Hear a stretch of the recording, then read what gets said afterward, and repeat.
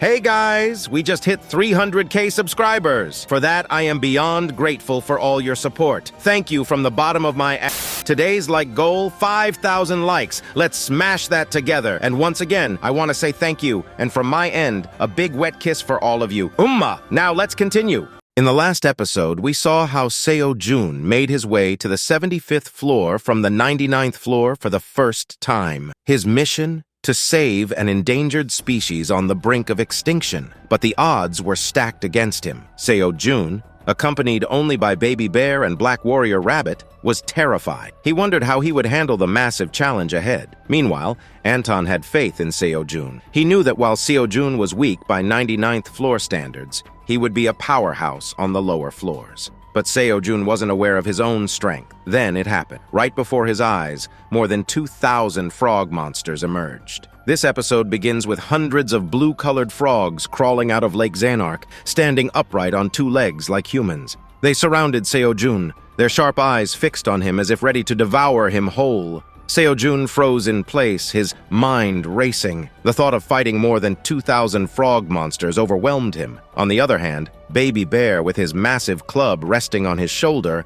stood ready to fight. Black Warrior Rabbit, gripping his warhammer, remained focused, his eyes gleaming with determination. Suddenly, the cute frogs morphed into nightmares. They bared their razor-sharp teeth, their slimy mouths smirking as they let out eerie zombie-like screams. Leaping forward, their poisonous tongues lashed out like whips. In a split second, Baby Bear grew in size, his club expanding with him. With a thunderous smash, Baby Bear obliterated 10, 15 frogs in one blow, their bodies burrowed into the ground. At the same time, Black Warrior Rabbit, perched on Baby Bear's shoulder, made a giant leap, landing with his warhammer raised high. He crushed the frogs like balloons, their slimy bodies exploding on impact. The battle wasn't over, though. More frogs surged forward, their numbers seemingly endless. Seo-jun, realizing he had to act, grabbed his axe and charged into the fray. Two frogs, noticing his approach, launched their slimy, razor-sharp tongues at him, aiming to pierce his head. Surprisingly, Seo-jun dodged easily, his reflexes sharper than ever.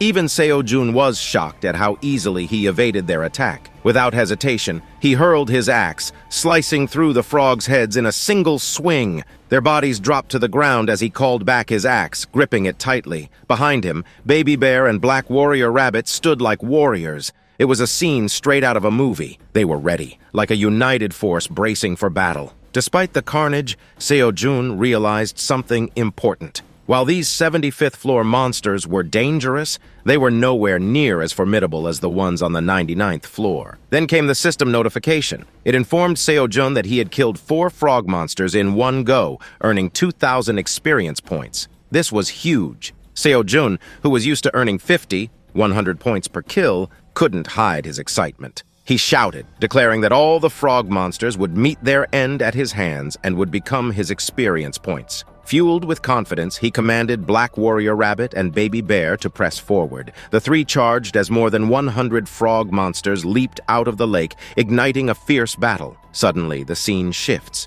Theo, sleeping alone on a luxurious king-size bed, is shown enjoying a peaceful rest. The bed, soft and plush, seemed to cradle him perfectly. After a while, Theo yawned, stretching as he opened his eyes. As he woke up, Theo reflected on how long it had been since he'd slept on such a comfortable bed. A small smile spread across his face as he compared it to Seo-jun's lap, thinking how nothing could beat its softness. His thoughts drifted as he imagined Seo-jun's gentle massage helping him fall asleep. Just then, someone knocked on the door. Theo, still groggy, gave permission for the visitor to enter. The door creaked open to reveal Oren, dressed in a crisp white uniform resembling a waiter's attire. Oren entered politely, bowing slightly as he greeted Theo. He thanked him but added that he hadn't come just for compliments. Oren had prepared something special. Intrigued, Theo adjusted himself on the bed, waiting for what Oren had to offer. Oren, with a flourish, brought in a platter covered with a lid.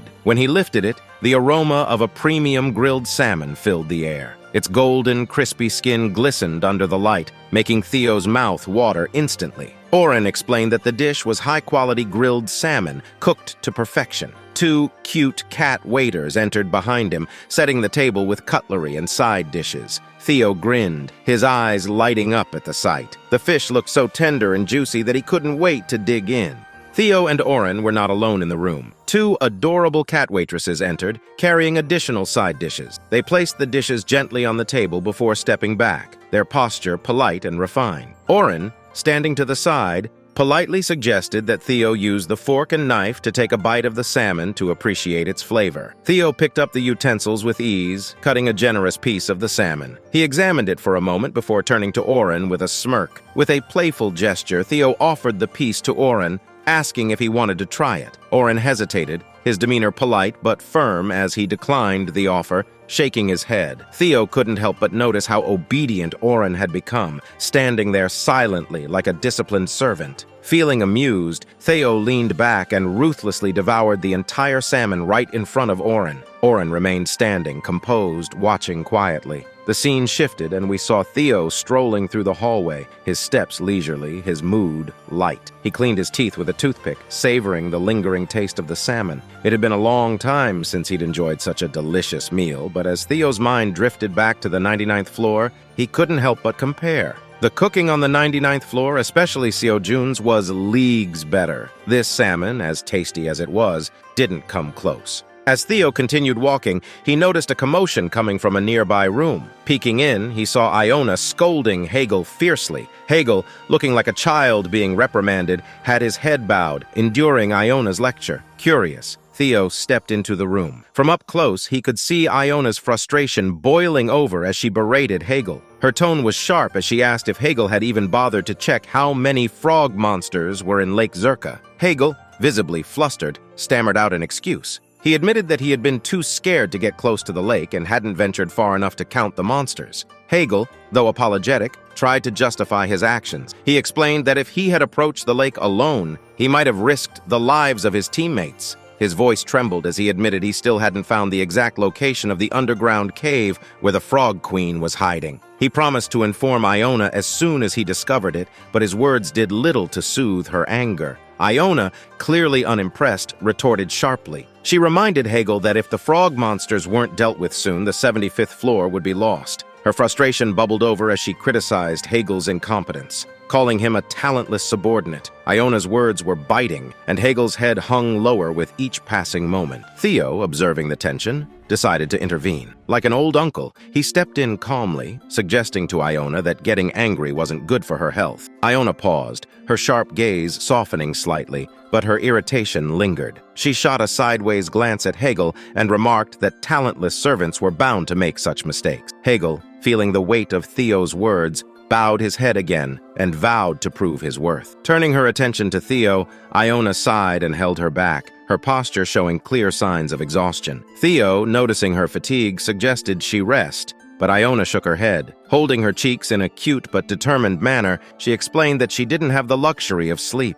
There was too much work to do. She needed to figure out how to eliminate the frog monsters and locate their hiding spots. Iona's resolve was admirable, but Theo wasn't having it. Without warning, he stepped forward and scooped Iona up into his arms, lifting her effortlessly. Iona, caught off guard, blushed furiously, struggling to understand why Theo had suddenly picked her up. Theo didn't explain. Instead, he gently placed her in the hooded cape on his back. He adjusted it carefully, ensuring Iona was snug and secure. He told her firmly that she needed to rest, and that if any urgent information about the 75th floor monsters came up, he would wake her immediately. Iona protested weakly, insisting that she couldn't sleep easily because of her insomnia. She barely managed to complete her sentence, though. The softness of Theo's fur and the warmth of his cape began to lull her into a state of relaxation. Her eyes grew heavy, and before she knew it, Iona had fallen into a deep sleep. Theo glanced back with a warm smile,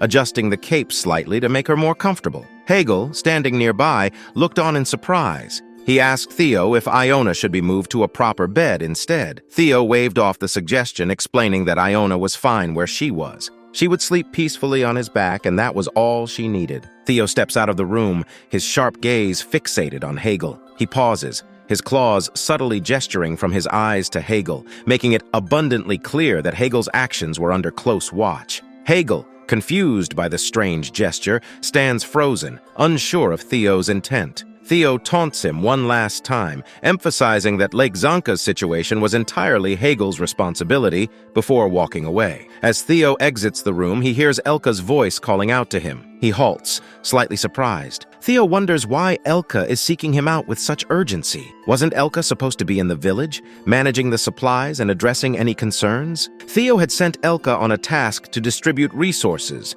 and gather information about potential issues. Elka approaches hastily, his worry clearly etched on her face, and begins explaining the situation. He informs Theo that he had indeed distributed all the food, water, and supplies as instructed. However, there was a huge problem brewing in the village. Elka's tone becomes serious as he tells Theo that the entire village is calling out for Theo. Theo, confused and slightly irritated, questions why the village needs him so urgently. Deciding to get to the bottom of it, he agrees to accompany Elka. The scene shifts as Theo and Elka step outside, greeted by the sight of nearly 200 villagers gathered before them. Men, women, children, and the elderly alike stand united, their eyes fixed on Theo with pleading expressions. Theo scans the crowd, his confusion growing. What were these villagers doing here, and why were they all begging for him? Their desperation was palpable, their voices rising as they pleaded for Theo to make them his subordinates. Theo, caught off guard,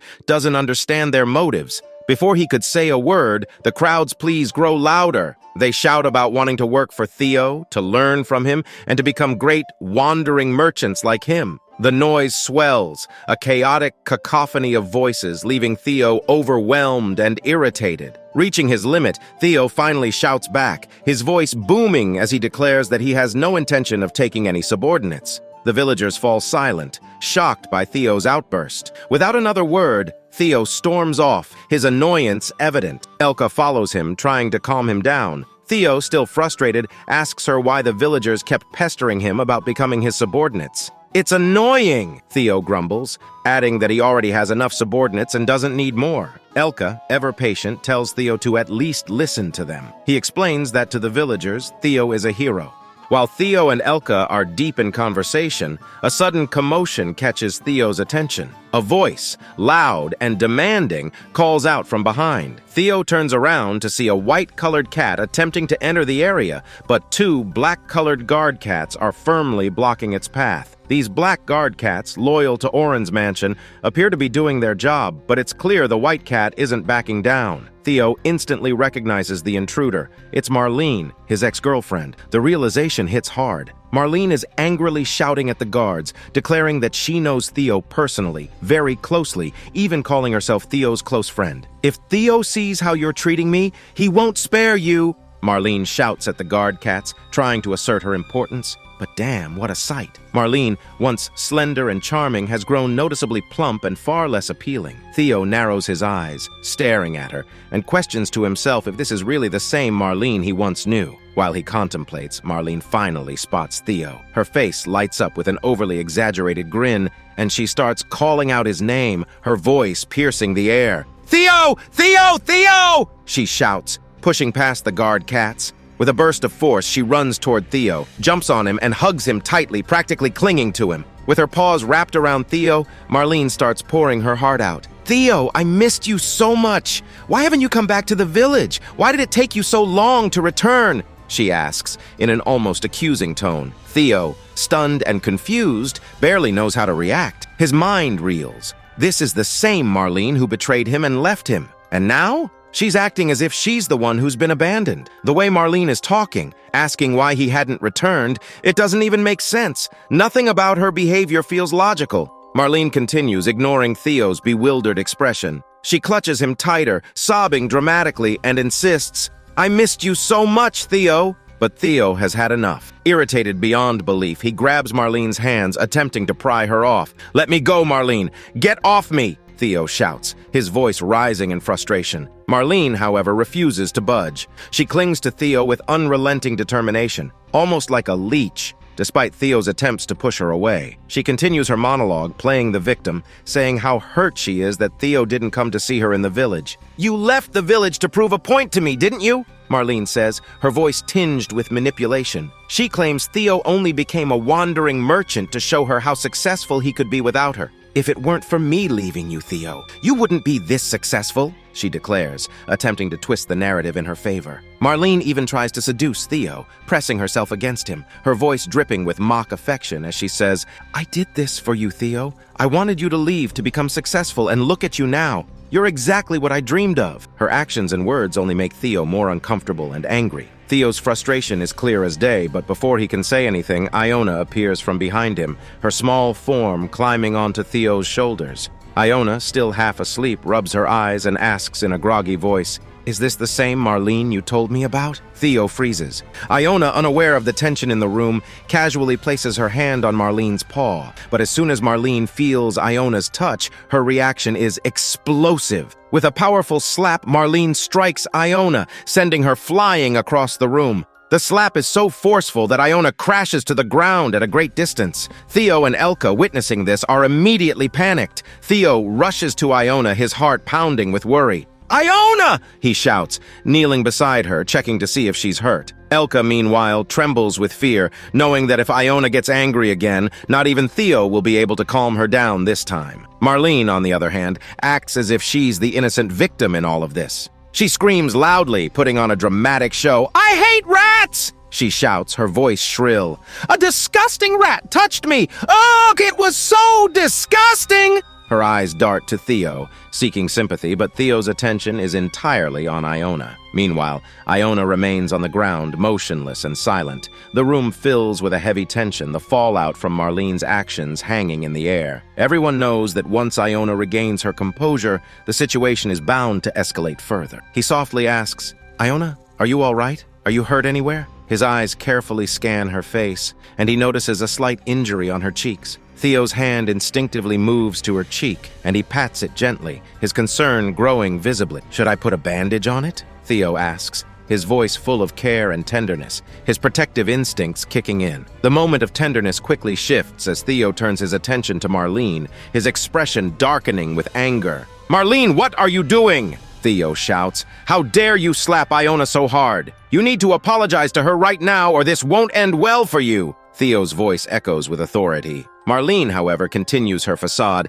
acting as if she's the victim. She looks at Theo with fake innocence and responds, Why are you getting so angry, Theo? Is that disgusting rat more important to you than me? Her words strike a nerve in Theo, and his anger boils over. Disgusting rat! Theo screams, his voice full of disbelief. How could you call Iona that? It's your fault you slapped her so hard that she fell and got hurt. You need to apologize to her right now! Theo's tone is sharp, and his words carry a weight that makes even Elka step back. Marlene, taken aback by Theo's intensity, bursts into tears, crying dramatically. Through her sobs, she whines, Is Iona more important than me? Why are you scolding me? You shouldn't treat me like this, Theo. I hate it when you yell at me. But Theo's patience is completely gone. Don't cry like a bitch, Marlene, he shouts, his voice unwavering. You are a bitch, and it's time you started acting like one. Stop your drama right now and apologize to Iona. Suddenly, the mask of innocence Marlene had been wearing shatters.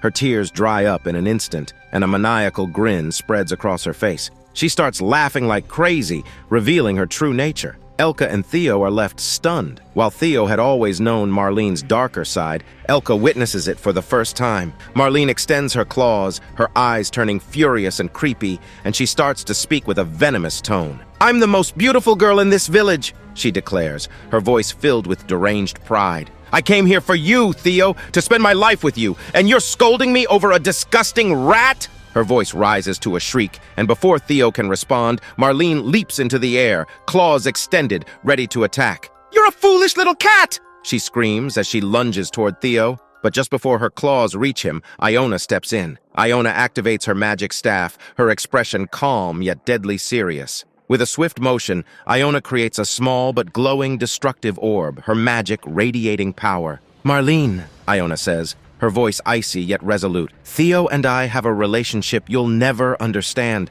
A relationship that is special, one you can't touch. Marlene barely has time to react before Iona releases the orb. It flies through the air and strikes Marlene's stomach, exploding on impact with a deafening blast. The destruction is massive. A huge hole is blown through the mansion and Marlene is sent flying far away, disappearing into the distance. No one knows where she lands or if she's even alive. Iona lands gently on the ground, her movements calm and collected. Meanwhile, Theo sits down, stunned by the sheer power of Iona's attack. Elka's jaw drops, her shock evident. How can such a tiny destructive orb be that dangerous? Elka mutters, unable to believe what she just witnessed. Theo, equally amazed, watches the hole in the mansion and softly says to himself, Marlene is gone. But before he can dwell on it further, Iona approaches him. She leans against him, resting her head on his stomach, her voice soft and drowsy. I'm so sleepy, Iona whispers. Let me hold you and rest for a while longer. Without hesitation, Theo wraps his arms around her, his face softening into a warm smile. In that moment, Theo realizes just how much he's grown to care for Iona.